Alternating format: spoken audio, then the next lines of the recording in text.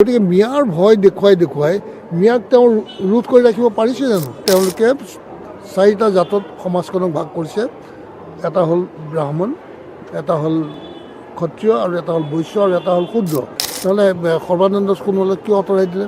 তেওঁতো S T মানুহ আছিল, তেওঁ কিয় বেয়া কাম কৰিছিল আৰু? তেওঁকতো আঁতৰাই দিয়া কোনো কাৰণ নাছিলে। ফ্ৰী যি জাতিয়ে ফ্ৰী বস্তু খায় সেই জাতি কেতিয়াও উন্নতি নহয়, ই অধপতনে যায়। গতিকে মই ভাবোঁ এইজন মুখ্যমন্ত্ৰী আপুনি কৈছে যে কিহৰ কাৰণে বেয়া, ভাল ক'ত?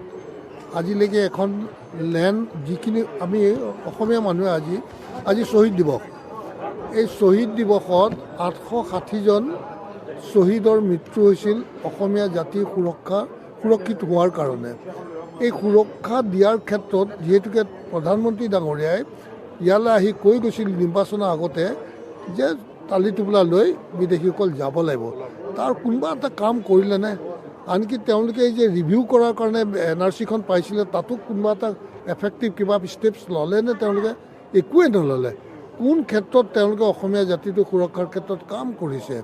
গতিকে মিয়াৰ ভয় দেখুৱাই মিয়াক তেওঁ ৰোধ কৰি ৰাখিব পাৰিছে জানো? মিয়াটো নিজৰ ৰাস্তাত নিজে চাৰিপিনে আগবাঢ়ি গৈছে। আজি মেডিকেল ইঞ্জিনিয়াৰিঙত চব মিয়াৰ 50% ল'ৰা ছোৱালী আজি ছিট পায়। আমাৰ ল'ৰা ছোৱালী নাইকিয়াই হৈ গৈ আছে। তেনে ক্ষেত্ৰত আজি ব্যৱসায় বাণিজ্য চব পথাৰ চথাৰ চব তেওঁলোকৰ হাতত। অসমীয়া কোনপিনৰ পৰা সুৰক্ষিত? আনকি ট্ৰাইবেল বেল্টৰ মাটিখিনিও আজি সুৰক্ষিত নহয়। কিবা এখন লেণ্ড পলিচি কিবা বনালেনে তেওঁ আজিলৈ? এনেই খালি এই 11 শতিকা এই 10,000 টকা পাবৰ কাৰণে মহিলাসকলে কিমান তাঁতবাতি কৰিব লগা হৈছে। তাঁতবাতি কৰোঁতে তেওঁলোকৰ হয়তো 5-6 হাজাৰ টকা খৰচেই হৈছে, 4 হাজাৰ টকা পাবৰ কাৰণে তেওঁলোকে দৌৰি আছে। বাধা ক'ত দিছে? শুনক, বাধা তেওঁ কাকোৱে নিদিয়ে। এইচব মানুহক ভাল লগাবলৈ শুনি ভাল লাগে যে সেইকাৰণে কয়, কিন্তু তলে চবৰে কাম তেওঁ কৰি আছে। আপুনি চাওক, এই বিজেপি অসমৰ কাৰণে অত্যন্ত ডাঙৰ শত্ৰু বুলি ক'ম মই। কিয়নো তেওঁলোকে কি কৈছে যে এইবাৰ ভোটাৰ লিষ্ট সংশোধন কৰিলে, যি চামাৰী ৰিভিজন হ'ব, দুদিনৰ আগত ইলেকশ্যনত দুদিনৰ আগত আহিলেও বোলে ভোট দিব পাৰিব। যে বিহাৰত যিটো কৰিছে, আমাৰ ইয়াত বোলে কাছাৰৰ পিনে ত্ৰিপুৰাৰ মানুহৰ ভোটাৰ, তেওঁ অসমীয়া মানুহৰ অস্তিত্ব ক'ত থাকিব? এইটো নিৰ্বাচনত হয়তো আকৌ একেবাৰে শেষ হৈ যাব। গতিকে অসমীয়া মানুহ সজাগ আৰু সচেতন হওক। তেওঁৰ এই ফাল্টু কথা কিছুমানত মানে ভুল যোৱাটো বৰ ডাঙৰ ভুল কাম কৰিছে, যিটো হয়তো আমাৰ জাতিটো সম্পূৰ্ণৰূপে শেষ কৰি পেলাব। আছিলোঁ তেতিয়ালৈকে বুজি পোৱা নাছিলোঁ আচলতে এওঁলোকৰ হিডেন এজেণ্ডা কি আছিল। আপুনি মনুস্মৃতিৰ কথা জানে জানো? মনুস্মৃতি জানে নাজানে? তেওঁলোকে কি বুলি কয়, সংবিধান নামানে। ভীমৰাও আম্বেদকাৰৰ সংবিধান নামানে। তেওঁলোকৰ এখন নিজৰ সংবিধান আছে, সেইখন মনুস্মৃতি। সেইটো অলপ দীঘলীয়া হ'ব, তাক চাওক আপোনালোকে। মনুস্মৃতি মানে তেওঁলোকে চাৰিটা জাতত সমাজখনক ভাগ কৰিছে। এটা হ'ল ব্ৰাহ্মণ, এটা হ'ল ক্ষত্ৰিয়, আৰু এটা হ'ল বৈশ্য, আৰু এটা হ'ল শূদ্ৰ।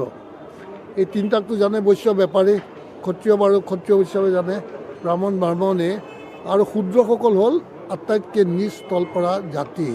এই শূদ্ৰত আমি পৰোঁ। আমাৰ অসমত যিমান OBC আছে গোটেই ভাৰতবৰ্ষৰ চব শূদ্ৰত পৰে।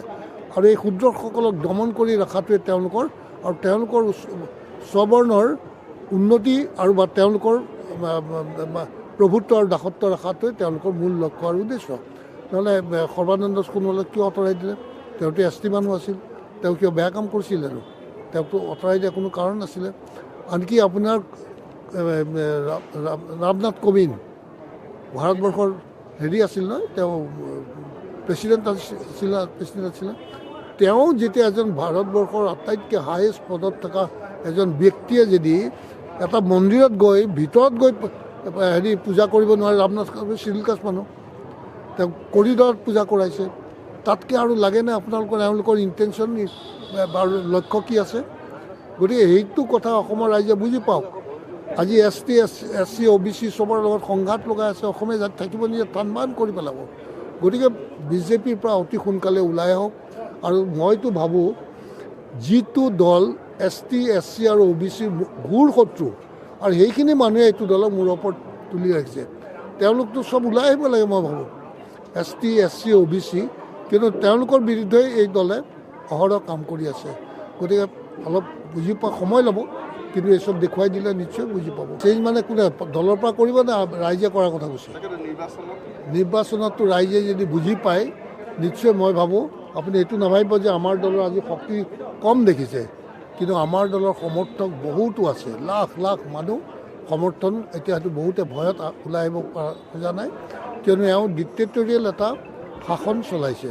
কোনোবাই কিবা এটা তেওঁৰ বিৰুদ্ধে ক'লে এৰেষ্ট কৰি দিয়ে, পুলিচে হেৰাছমেণ্ট দিয়ে, যাৰ কাৰণে ওলাই অহা নাই। হয়তো এপ্ৰিল মাৰ্চ জানুৱাৰী বা ফেব্ৰুৱাৰীত ৰাইজ ওলাই আহিব, আৰু ৰাইজে এইবাৰ টঙালি বান্ধি থৈছে। আৰু যিমান চব এই হিতাধিকাৰী সৃষ্টি কৰিছে, আপুনি 80% হিতাধিকাৰী ভোট নিদিয়ে, এইটো কথা মনত ৰাখিব। কিয়নো তেওঁলোকে জুবিনৰ ক্ষেত্ৰত কৰা কামো দেখিছে, চবেই দেখা পাইছে। এই সাধাৰণ মানুহ চবে আজিকালি বহুত কথা বুজি পায়, আনকি চাহ জনগোষ্ঠীৰ মানুহেও চব কথা বুজি পায়। আজি চাহ জনগোষ্ঠীত পট্টা দিম বুলি কৈছে, এইটোতো বহুত ডাঙৰ কণ্ট্ৰভাৰ্চি এটা ক্ৰিয়েট কৰিছে। আৰু কোম্পানী মাটিখিনি কিয় তুমি দিব লাগে, যিখিনি কোম্পানী কাইলৈ কেছ কৰিলে তেওঁলোক জিকিব কোম্পানী। কিন্তু কোম্পানী বা তুমি কিছু মাটি যদি দিব খুজিছা পাৰ্মানেণ্ট লেবাৰসকলক, কোম্পানীটো বহুত চিলিং চাৰ্প্লাছ মাটি থাকে, বা কোম্পানীয়ে চৰকাৰে ৰিকুৱেশ্যন কৰিব পাৰে এখন বাগানৰ কিছু অংশ ৰিকুৱেশ্যন কৰি তাক তেনেকৈ এক কথাকৈ যদি মাটি তেওঁলোকক পাৰ্মানেণ্টলি পট্টা কৰি দি দিয়ে, ৰিকুৱেশ্যন কৰি গভৰ্ণমেণ্টত কৰি লৈ পেলাই দিয়ে, তেতিয়াহ'লে এইটো সমস্যা সমাধান হ'ব। মইতো ডেফিনেটলি তেওঁৰ বিকল্প বহুতেই হ'ব। গৌৰৱ গগৈ কি আৰু অন্য হ'ব পাৰে, লুইনো হ'ব পাৰে, গৌৰৱে হ'ব পাৰে বুলি মই গৌৰৱ নোহোৱাৰ বুলি কোৱা নাই। তেওঁৰ বিকল্প অসমত বহুত আছে, তেওঁতকৈ বহুত ভাল পাৰফৰ্মেঞ্চ কৰা মানুহ অসমত বহুত। তাকে ক'লোঁ, মুখ্যমন্ত্ৰী পদৰ কাৰণে কৈছোঁ, তেওঁ আটাইতকৈ ৱৰ্ষ্ট মুখ্যমন্ত্ৰী বুলিয়ে ক'ম মই, কিয়নো ইমান বেয়া কাম কৰিছে। তেওঁৰ জীৱনকালটোকে চাওকচোন, তেওঁ কিমান জাল ফালি ফালি আহিছে, কোনো জালে তেওঁৰ জালত পেলাব পৰা নাই। আৰু এতিয়াও যে কোনোবাই জালত পেলাব পাৰিব সন্দেহ আছে, কিন্তু ৰাইজে এবাৰ জালত পেলাব, এইটো মই যিটো অনুভৱ কৰিছোঁ, ৰাইজৰ মাজত থাকি দেখা পাইছোঁ, এবাৰ জালত পৰিব। হ'ব আমাৰ লুইনো আমাৰ হ'ব পাৰে, স্বাভাৱিক। কিয়নো জাতীয়তা আজি আঞ্চলিক দলটোক অসমৰ ৰাইজে পুনৰ এবাৰ চিন্তা কৰিছে, কিয়নো অসম গণ পৰিষদ আজি অসমৰ ৰাইজৰ মনৰ পৰা সম্পূৰ্ণ আঁতৰি গৈছে। আৰু আহিলেতো ভাল, তেওঁলোকৰ মেইন ৰোড নাথাকিলে কেতিয়াবা আহিব লাগিছিল, তাতে মূৰ জোকাৰিব লাগিছিল, বিজেপিৰ লগতে মূৰ জোকাৰিব লাগিছিলে। অনবৰতে য়েছমেন হৈ থাকিলে কেনেকৈ হ'ব? তেওঁলোকে নিজৰ অস্তিত্ব নিজে শেষ কৰি দিছে। অসম গণ পৰিষদ তেওঁলোকৰ মেৰুদণ্ডবিহীন এটা আঞ্চলিক দল হৈ গ'ল না। গতিকে তেওঁলোকৰ আহিলে ভাল, আমি ৱেলকাম কৰিম, কিন্তু আমাৰ লগত চামিল হ'লেও বেয়া নাপাওঁ। ঠিক আছে, ধন্যবাদ।